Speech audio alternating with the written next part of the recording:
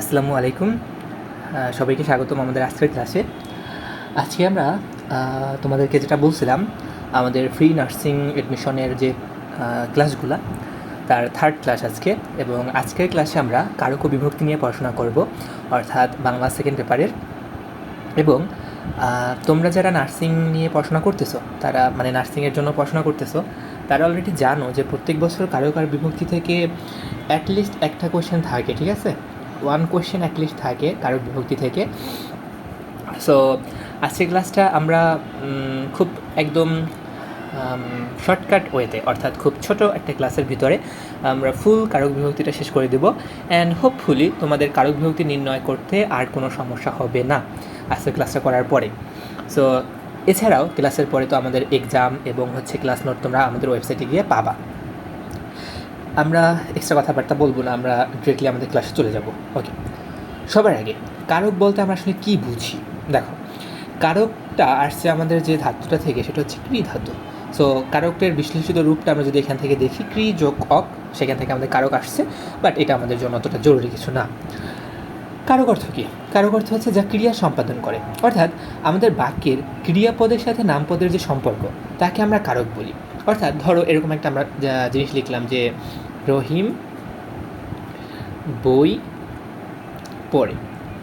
এখন এইখানে তোমার পড়ে বা পড়া, এটা হচ্ছে তোমার ক্রিয়াপদ। এই ক্রিয়াপদটার সাথে বাক্যের অন্যান্য নামপদ, যেমন এই রহিমের যে সম্পর্ক, বই পড়ার কাজটা কে করে? রহিম করে। বই মানে এই যে পড়ার কাজটা, কি পড়া হয়? বই পড়া হয়। সো এই পরে ক্রিয়াপদটার সাথে রহিম বা বই, এই নামপদগুলোর যে সম্পর্ক, তাকে আমরা কারক বলি। বুঝলাম আমরা এই ব্যাপারটা। এখন এটা অনেক সময় একটা কোশ্চেনে আসে যে কারক বাংলা ব্যাকরণের কোথায় আলোচিত হয়? আমরা যে বাংলা ব্যাকরণের যে 4টা ভিত্তি, এর মধ্যে কোথায় কারক আলোচিত করা হয়? সো কারক আলোচনা করা হয় মেনলি বাক্যতত্ত্বের মধ্যে, ঠিক আছে? সো এটা কিন্তু অনেক সময় ভুল করি, আমরা ওই শব্দতত্ত্ব বা রূপতত্ত্ব দাগাই, বাট কারক বেসিক্যালি আলোচিত হয় বাক্যতত্ত্বের মধ্যে। আচ্ছা, এখানে আমাদের একটা যেটা বলছে যে কারক সর্বদা ক্রিয়ার সাথে সম্পর্কিত। যেহেতু ক্রিয়াপদের সাথে নামপদের সম্পর্ক, তাহলে ক্রিয়ার সাথে সম্পর্কিত, এজন্য ক্রিয়া ছাড়া কখনো কারক হয় না। আর ব্যতিক্রমী আছে সম্বন্ধ কারক, এটা একটা এক্সট্রা কারক, এটা নতুন বইতে যোগ করা হয়েছে, বাট ওইটা নিয়ে আমরা পড়াশোনা করবো একটু পরে।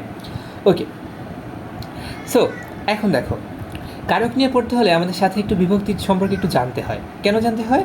কারণ কারক নিয়ে কোয়েশ্চেন বেসিক্যালি এরকম আসে যে একটা সেন্টেন্সের একটা ওয়ার্ড তোমার আন্ডারলাইন করা থাকে অ্যান্ড বলে যে এটা কোন কারকে কোন বিভক্তি।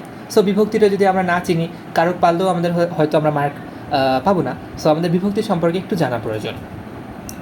বিভক্তি বেসিক্যালি ব্যাপারটা কী? ধরো আমরা অনেক সময় বলি না যে রহিমের সামথিং সামথিং আছে। সো এইখানে বেসিক ওয়ার্ড কোনটা? রুট ওয়ার্ড হচ্ছে রহিম, এবং রহিম শব্দের সাথে যুক্ত হয়েছে এর। সো এইখানে শব্দের সাথে যে এর যুক্ত হইল, এই এরটা মূলত হচ্ছে একটা বিভক্তি। এরটা মূলত কি? এরটা মূলত হচ্ছে বিভক্তি। এখন বাংলা ভাষায় বা বাংলা ব্যাকরণে বিভক্তি হচ্ছে দুই প্রকার। একটা হচ্ছে ক্রিয়া বিভক্তি, আর আরেকটা হচ্ছে শব্দ বিভক্তি। একটা ক্রিয়া বিভক্তি, আরেকটা শব্দ বিভক্তি। এখন ক্রিয়া বিভক্তি সম্পর্কে আমরা পড়বো যখন আমরা ধাতু পড়বো বা সামথিং সামথিং পড়বো, বাট এখন আমাদের ক্রিয়া বিভক্তি সম্পর্কে জানতে হবে না। এখন আমরা মেনলি জানবো শব্দ বিভক্তি। তো বাংলা ব্যাকরণে শব্দ বিভক্তি আবার 7 প্রকার। কত প্রকার? 7 প্রকার। এটা হচ্ছে প্রথমা, দ্বিতীয় বিভক্তি, তৃতীয় বিভক্তি, চতুর্থী বিভক্তি, পঞ্চমী বিভক্তি, ষষ্ঠী বিভক্তি এবং সপ্তমী বিভক্তি। এই আমাদের 7টা বিভক্তি। এখন এই 7টা বিভক্তি সম্পর্কে আমাদের যেটা জানতে হবে, কোনটা কোন বিভক্তি, এটা আমাদের মুখস্থ করলেই আমাদের জন্য এনাফ। ধরো কোনো কিছুর সাথে কিছু যুক্ত নাই, রহিম বা ডাক্তার, রুট ওয়ার্ডই হচ্ছে আমাদের রহিম বা রুট ওয়ার্ডই হচ্ছে আমাদের ডাক্তার। সো এইখানে আমাদের কিছু যেহেতু যুক্ত আমাদের যুক্ত হয় নাই, সো এইটা হচ্ছে আমাদের শূন্য বা অ, অর্থাৎ প্রথমা বিভক্তি। এরপর কে, রে অথবা এর যদি যুক্ত হয়, ধরো বললো রহিম কে, তো এখানে কে যুক্ত হয়েছে, এটা হচ্ছে দ্বিতীয় বিভক্তি। এরপর ধরো দ্বারা, দিয়ে বা কর্তৃক যদি যুক্ত হয়, যে রহিমের দ্বারা, ধরো বললো রহিমের দ্বারা এটা পসিবল না, সো এই দ্বারা যুক্ত হয়েছে, এটা হচ্ছে তৃতীয় বিভক্তি। কে রে দিয়ে আবার চতুর্থ বিভক্তিও বোঝায়, বাট এটা বেসিক্যালি ওই যে আমাদের একটু সম্প্রদান কারকের কথা আছে, নিমিত্তার্থে একটা ব্যাপার আছে, ওইটা আমরা একটু পরে জানবো। বাট এটা জানো যে কে রে দিয়ে চতুর্থ বিভক্তিও বোঝাতে পারে। পঞ্চমী হতে থেকে চেয়ে দিয়ে, ষষ্ঠী র বা এর, যেমন আমরা বলতে পারি যে যেটা বলছিলাম রহিমের রহিমের, রহিমের সাথে এর যুক্ত হয়েছে। সপ্তমী এ অন্তস্থীয়তে, ধরুন আমরা বলতে পারি যে আকাশে, আকাশে। সো আকাশ ওয়ার্ডের সাথে আকাশ মেইন ওয়ার্ড, এর সাথে একটা এ যুক্ত হয়েছে, আকাশ এ, আকাশ এ। সো এ হচ্ছে আমাদের এই অন্তস্থীয়তে, এ হচ্ছে আমাদের সপ্তমী।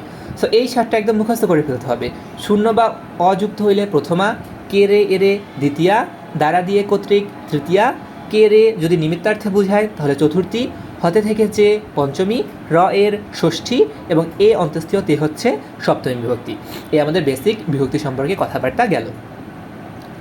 আচ্ছা, নেক্সট আমাদের এখন আমরা কারকের ভিতরে ঢুকে যাব। সো কারক বেসিক্যালি কয় প্রকার? কারক বেসিক্যালি হচ্ছে আমাদের 6 প্রকার। কর্তৃকারক, কর্মকারক, করণকারক, সম্প্রদান কারক, অপাদান কারক এবং অধিকরণ কারক। এই হচ্ছে আমাদের মোট 6টা কারক। আমাদের নতুন যে নবম দশম শ্রেণীর একটা বই আসছে, এই বইটায় বেসিক্যালি কী করা হয়েছে, এখানে নতুন একটা কারক যোগ করা হয়েছে, সেটা হচ্ছে সম্বন্ধ কারক। এবং এই বইটায় বলা হয়েছে যে সম্প্রদান কারক বেসিক্যালি কর্মকারক। কারণ কি? কারণ হচ্ছে আমাদের ওই যে এই সম্প্রদান কারকটা বেসিক্যালি আসছে সংস্কৃত ব্যাকরণ থেকে। সো বাংলা ব্যাকরণের ওরা হচ্ছে সম্প্রদান কারকটাকে স্বীকৃতি দিতে চায় না। ওরা বলে যে সম্প্রদান কারক কর্মকারক দিয়েই ব্যাখ্যা করা যায়। বাট আমাদের এই নতুন পাঠ নিয়ে জানতে হবে না, দরকার নাই। আমরা সম্প্রদান কারকই দাগাবো। যদি সম্প্রদান কারক অপশনে না থাকে তখন আমরা কর্মকারক দাগাবো। বাট ওইটা এখন পর্যন্ত আমাদের নার্সিং এডমিশনে হয় নাই, বা আমাদের এডমিশনে হয় না নর্মালি। আচ্ছা, গেল এই কথাবার্তা। এখন আমরা এক একটা কারক নিয়ে পড়াশোনা করব, বাট তার আগে আমি তোমাদেরকে একটু শর্টকাটে একটু তোমাদেরকে বলি। দেখো, কর্তৃকারক, কর্তৃকারকটা হচ্ছে বাক্যের কর্তা, বাক্যের কর্তা, অর্থাৎ বাক্যটা যে করবে। আমরা বলতে পারি যে রহিম কাজটা করে, বা রহিম ভাত খায়, রহিম ফুটবল খেলে। তাহলে ফুটবল খেলার কাজটা বা ভাত খাওয়ার কাজটা কে করে? রহিম করে। বাক্যের কাজটা যে করবে সেই হচ্ছে কর্তৃকারক। কর্মকারক, কর্মকারক হচ্ছে কি করে, ঠিক আছে? অর্থাৎ বাক্যের কাজটা কি করে, বা এরকম যে রহিম ফুটবল খেলে, তাহলে কি খেলে? ফুটবল খেলে। সো বাক্যের যে কর্তৃকারক অর্থাৎ কর্তা যে কাজটা করবে সেই কাজটাই হচ্ছে বেসিক্যালি কর্মকারক। আচ্ছা, এরপর করণকারক। করণকারক হচ্ছে সহায়ক। ধরো এই রহিম একটা কাজ করবে, এই কাজটা কি দিয়ে করবে অথবা কিসের সহায়তায় করবে? কারণ হইতে পারে যে রহিম কলম দিয়ে লেখে। কি দিয়ে লেখে? কলম দিয়ে লেখে। অর্থাৎ যে সহায়ক বা যে যন্ত্র বা উপকরণ, এটা হচ্ছে করণকারক। সম্প্রদানকারক, সম্প্রদানকারক হচ্ছে সত্য ত্যাগ করে দিয়ে দেওয়া, সত্য ত্যাগ করে দান করা। যেমন ভিক্ষুককে ভিক্ষা দাও, এই ভিক্ষুককে ভিক্ষা দিয়ে তুমি কি আবার ফেরত আনো না। সো ফেরত না আনার যদি কথা থাকে, সেইখানে কোনো কিছু দিয়ে দেওয়াকে আমরা বুঝাই সত্য ত্যাগ করে দেওয়া, এবং সত্য ত্যাগ করে দান হলে ওইটা হবে আমাদের সম্প্রদানকারক। নেক্সট অপাদানকারক। অপাদানকারকে বেসিক্যালি কোনো কিছু থেকে আমাদের হচ্ছে এরকম হতে পারে যে জাত, বিরত, ভীত, তারপর হচ্ছে আমাদের বিচ্যুতি, এইসব জিনিসপাতি বুঝাবে। অর্থাৎ ধরো আমাদের হচ্ছে কেউ কোনো কিছুতে ভয় পাইতেছে, অথবা ধরো গাছ থেকে ফল পড়ে বিচ্যুতি হয়, অথবা কোনো কিছু জাত মানে উৎপন্ন হয়, যে তিল থেকে তৈল হয়। সো এই টাইপের যে ব্যাপারগুলো আমরা নেক্সট একদম ব্যাখ্যা করে পড়বো, বাট বেসিক্যালি তোমাদের একটু বুঝাইতেছি। সো অপাদানকারকে জাত, বিরত, ভীত, বিচ্যুতি এগুলো হইতে পারে। অধিকরণকারক, অধিকরণকারকে বেসিক্যালি দুইটা জিনিসই হবে, কাল অর্থাৎ সময় প্লাস আধার অর্থাৎ স্থান। তাহলে সময় আর স্থান, কাল আর আধার, এই দুটো যদি বুঝায় তাহলে ওইটা হচ্ছে অধিকরণকারক। বেসিক কথাটা বলে ফেললাম। এখন আমরা সামনের দিকে যাব। এখন যখন আমরা ব্যাপারগুলো পড়বো তখন আমাদের কাছে একদম ক্লিয়ার হয়ে যাবে। আচ্ছা, সবার শুরুতে আমাদের আছে কর্তৃকারক। কর্তৃকারক ব্যাপারটা কি? আমরা একটু আগে বলছিলাম যে কাজটা যে করে, বাক্যের কাজটা যে করে অর্থাৎ বাক্যের যে কর্তা। তাহলে আমাদের সংজ্ঞায় বলছে, দেখো, বাক্যস্থিত যে বিশেষ্য বা সর্বনাম পদ ক্রিয়া সম্পন্ন করে, ক্রিয়ার কাজটা যে করে সেই কর্তৃকারক। এখন আমাদের একটা শর্টকাট আছে। শর্টকাটটা কি? বাক্যের যে ক্রিয়াটা থাকবে ওই ক্রিয়াটাকে কে বা কারা, কে বা কারা, এটা দিয়ে যদি আমরা প্রশ্ন করি তাহলে আমরা যে উত্তরটা পাবো ওই উত্তরটাই হচ্ছে কর্তৃকারক। যেমন এইখানে যে উদাহরণটা আছে, সুমন বই পড়ে। সুমন কি করে? বই পড়ে। এখন বাক্যের ক্রিয়াকে পড়ে বা পড়া, তাহলে ক্রিয়াকে কে বা কারা দিয়ে প্রশ্ন করো। কে পড়ে? কে পড়ে প্রশ্ন করলাম, কে পড়ে? উত্তর আসলে হচ্ছে সুমন পড়ে। তাহলে সুমনই হচ্ছে এখানে কর্তা, অর্থাৎ সুমন এখানে কর্তৃকারক। দেখো, সুমন বই পড়ে, কে পড়ে? সুমন, তাহলে সুমন হচ্ছে কর্তৃকারক। মেয়েরা ফুল তোলে, কে বা কারা দিয়ে প্রশ্ন করো। কে তোলে, এখানে তো অনেকজন আছে, তার মানে আমরা কারা দিয়ে প্রশ্ন করব। কারা তোলে? মেয়েরা। তাহলে এখানে মেয়েরা হচ্ছে কর্তৃকারক। হোপফুলি তোমরা একটা সেন্টেন্স থেকে কর্তৃকারক বাছাই করতে পারবা। আচ্ছা, নেক্সট কী আছে দেখো। কর্তৃকারকের আবার কয়েকটা প্রকারভেদ আছে, এটা অতটা ইম্পর্টেন্ট না, বাট আমরা একবার একটু দেখি। একটা আছে মুখ্যকর্তা, প্রযোজককর্তা, প্রযোজ্যকর্তা এবং ব্যতিহারকর্তা। মুখ্যকর্তা কি? মুখ্যকর্তা হচ্ছে যে মুখ্য মানে প্রধান, অর্থাৎ ওর কাজটা ও নিজেই করে। যেমন হচ্ছে রহিম বই পড়ে, রহিম বই পড়ে, বই পড়ার কাজটা কে করে? রহিম নিজেই করে। তাহলে রহিম হচ্ছে এখানে মুখ্যকর্তা। এখানে যেটা আছে ছেলেরা ফুটবল খেলছে, কারা খেলছে? ছেলেরা। তাহলে ছেলেরা হচ্ছে নিজেরাই খেলতেছে, তাহলে এটা মুখ্যকর্তা। প্রযোজককর্তা আর প্রযোজ্যকর্তা, এই দুটো একটা মজার ব্যাপার। ধরো একটা কাজ, ধরো মা শিশুকে, আচ্ছা এটা একটু আমাদের হয়ে গেল, মা শিশুকে চাঁদ দেখায় বা ভাত খাওয়ায়। হ্যাঁ, এখানে দেখো, এখানে কাজটা কি হইল? মা কিন্তু কাজটা করে না, শিশু কাজটা করে, অর্থাৎ শিশু চাঁদ দেখে, বাট মা কি করে? শিশুকে দিয়ে মানে দেখানোর কাজটা করাইতেছে। এইরকম যদি বাক্য থাকে যে কর্তা নিজে কাজটা করবে না, অন্যকে দিয়ে করাবে, সো যে হচ্ছে অন্যকে দিয়ে করাবে সে হচ্ছে প্রযোজক। সে কি? সে হচ্ছে প্রযোজক। আর যাকে দিয়ে করাবে সে হচ্ছে প্রযোজ্য, সে হচ্ছে প্রযোজ্য। তাহলে মা শিশুকে চাঁদ দেখায়, এখানে মা হচ্ছে কাজটা করে না, শিশুকে দিয়ে করায়, ওই জন্য মা হচ্ছে প্রযোজককর্তা। আর শিশুকে ও হচ্ছে কাজটা করে, তাহলে ও হচ্ছে প্রযোজ্য। আচ্ছা, এখন কথা হচ্ছে আমাদের এখানে যে উদাহরণটা আছে, শিক্ষক ছাত্রদের কারক পড়াচ্ছেন। দেখো, পড়ার কাজটা করতেছে ছাত্ররা, বাট কে পড়াইতেছে? এই পড়ানোর কাজটা কে করাইতেছে? শিক্ষক করাইতেছে। শিক্ষক হচ্ছে নিজে করে না, তো শিক্ষক হচ্ছে জন্য প্রযোজককর্তা। আর ছাত্ররা হচ্ছে কাজটা করে, তো ছাত্ররা হচ্ছে প্রযোজককর্তা।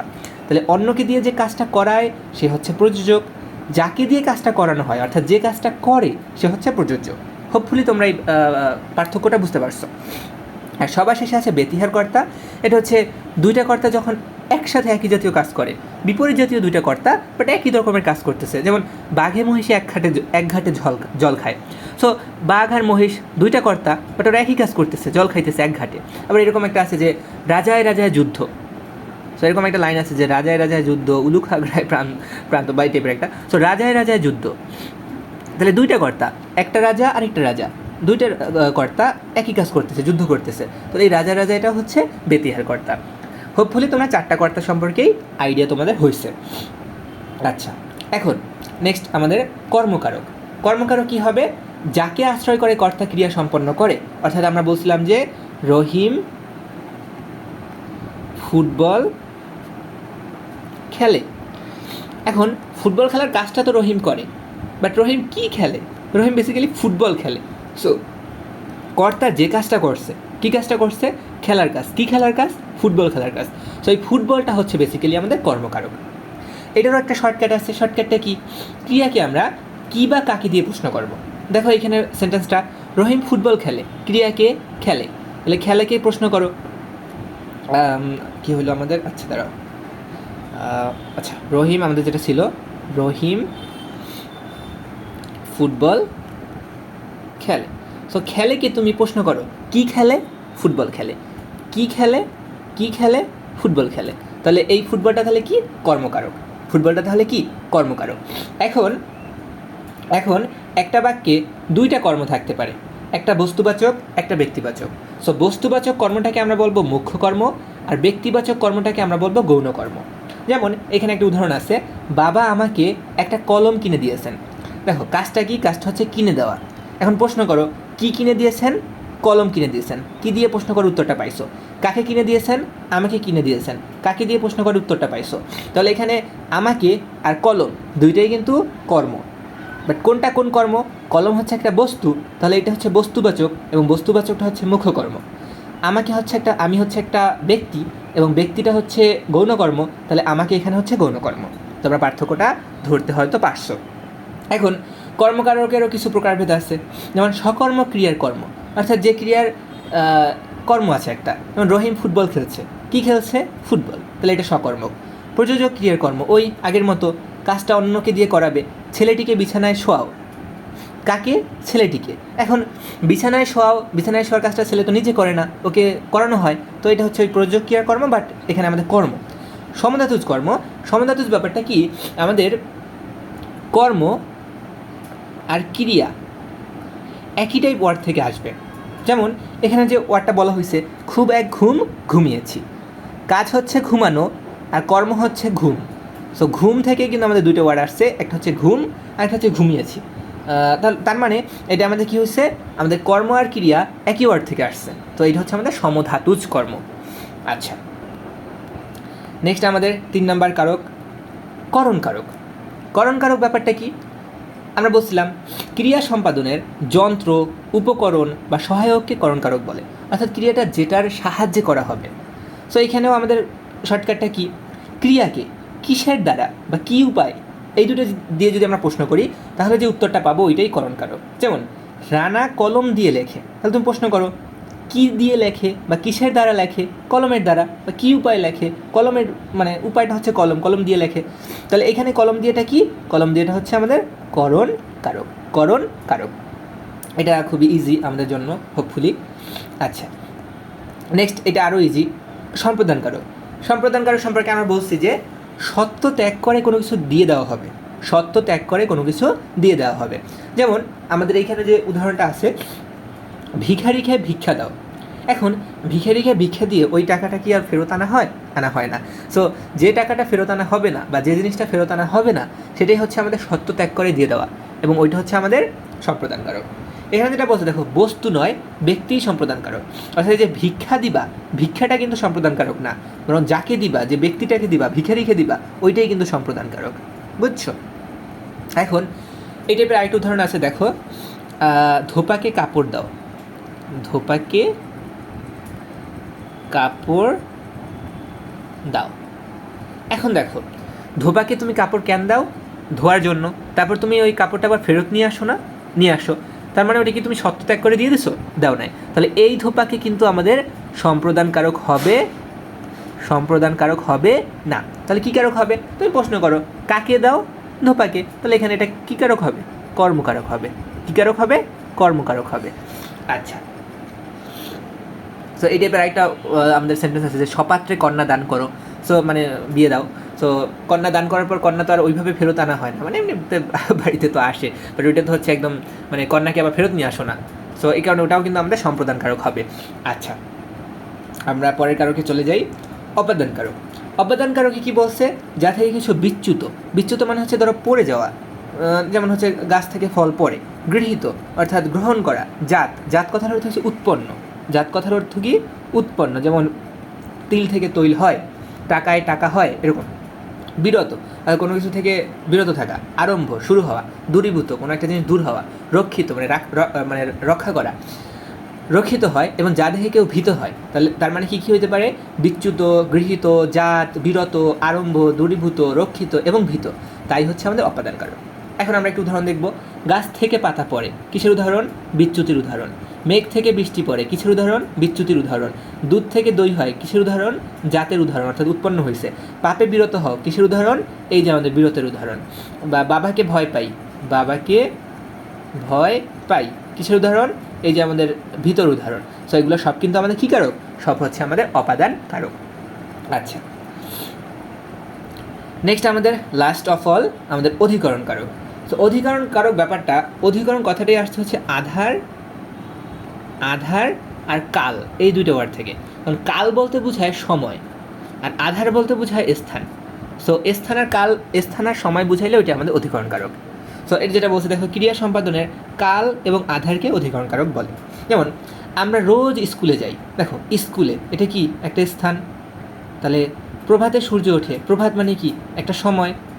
তার মানে এই প্রভাতে বা স্কুলে এগুলো কি? এগুলো হচ্ছে অধিকরণ কারক। এখন অধিকরণ কারক আবার 3 প্রকার হইতে পারে। কি কি অধিকরণ কারক? একটা হচ্ছে কালাধিকরণ, একটা হচ্ছে আধারাধিকরণ, একটা হচ্ছে ভাবাধিকরণ। সো কালাধিকরণ থেকে আমরা বুঝতেছি যে এখানে কালের কথা বলছে। কাল মানে কি? সময়। তারপরে যদি কোনো একটা অধিকরণ কারক থেকে সময় বোঝায় তাহলে এটা কালাধিকরণ। আধারাধিকরণ মানে আধার বা স্থানের কথা বলছে, মানে আধার বা স্থান বুঝাইছে, তাহলে কোনো একটা অধিকরণ কারক থেকে যদি স্থান বোঝায় তাহলে ওটা আধারাধিকরণ। এবং ভাবাধিকরণ, ভাবাধিকরণ হচ্ছে আমাদের ভাবাদিকরণ হচ্ছে আমাদের ক্রিয়াবাচক বিশেষ্য ক্রিয়ার ভাব প্রকাশ করে। আচ্ছা, যদি আমাদের কোনো একটা ক্রিয়ার ভাব প্রকাশ করা হয় তাহলে ওইটা হচ্ছে আমাদের ভাবাদিকরণ। এখন এই ভাবাদিকরণে সবসময় সপ্তমী বিভক্তি যুক্ত হয়। সবসময় কী বিভক্তি যুক্ত হয়? সবসময় সপ্তমী বিভক্তি যুক্ত হয়।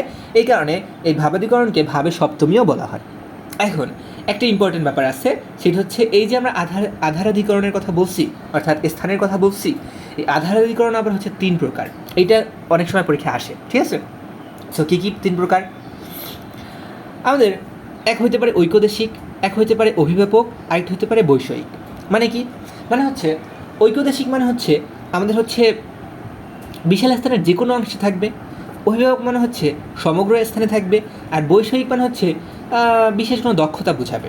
আচ্ছা, বৈষয়িকটা আগে বোঝো। বিশেষ বিষয়ে কোনো দক্ষতা বা ক্ষমতা বা দক্ষতা নাই এটা বুঝাইছে। দেখো বলছে কি, মাইশা অঙ্কে ভালো কিন্তু ব্যাকরণে কাঁচা।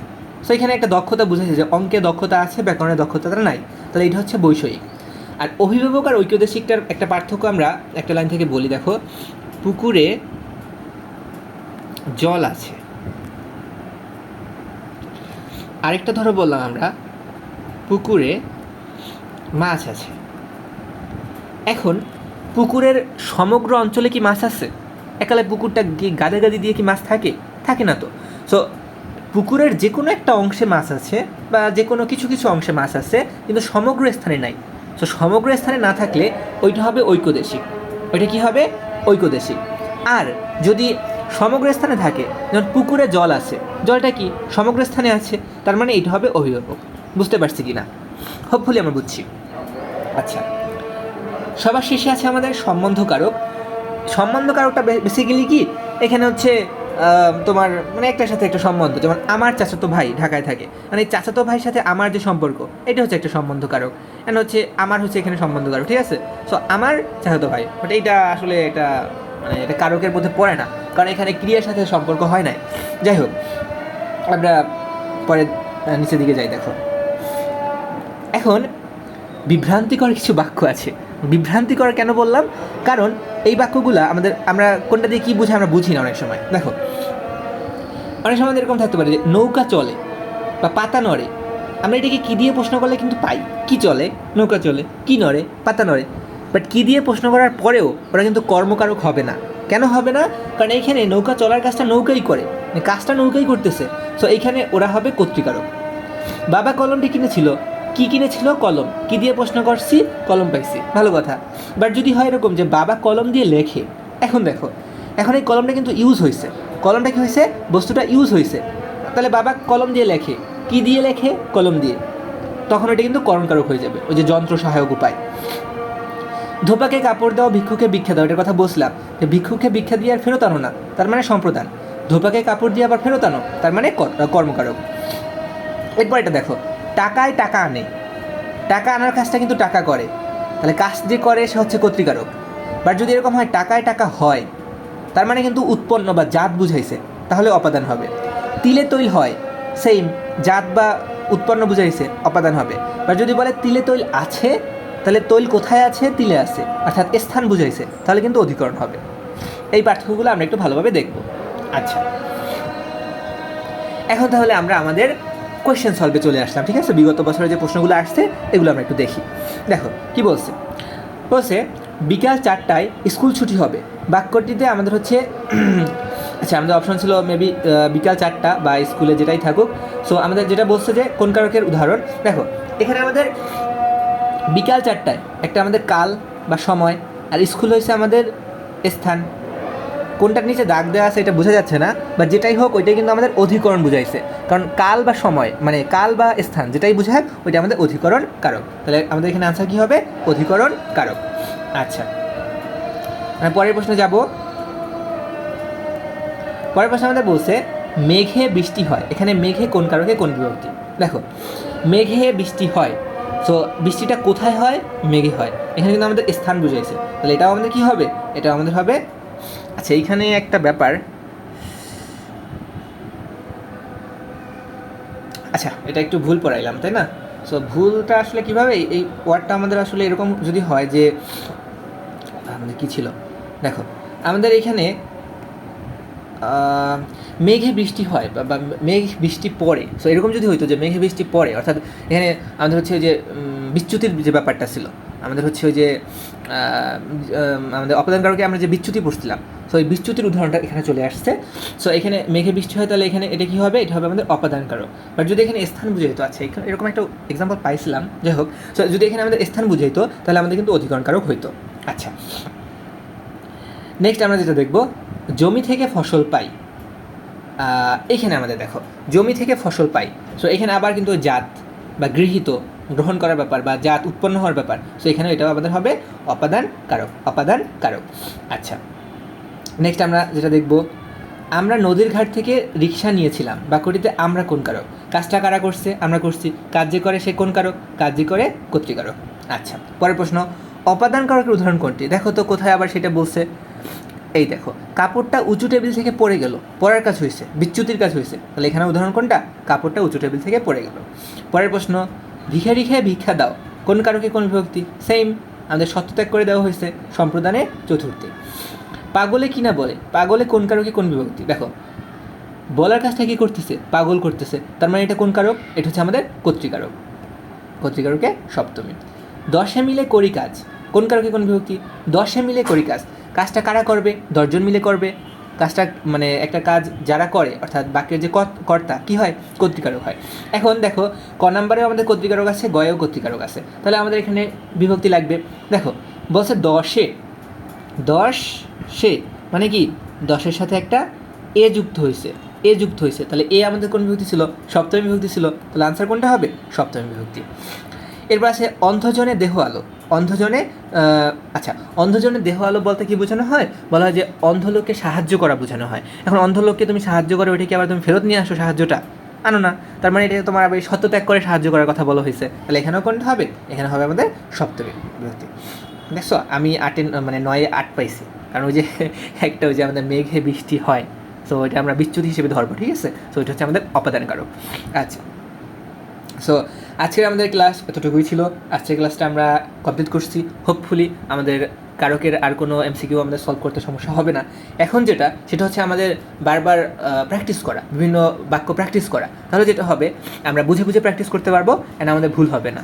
আমার যে ভুলটা হয়েছিল, মেঘ থেকে বৃষ্টি হয়, তুমি যখন এটা পড়বা, বুঝে বুঝে যখন পড়বা, তখন তুমি মাথায় ওইটা আনতে পারবা যে এটা অপাদান কেন হয়েছে, কারণ এটা বিচ্যুতি ঘটানো হয়েছে।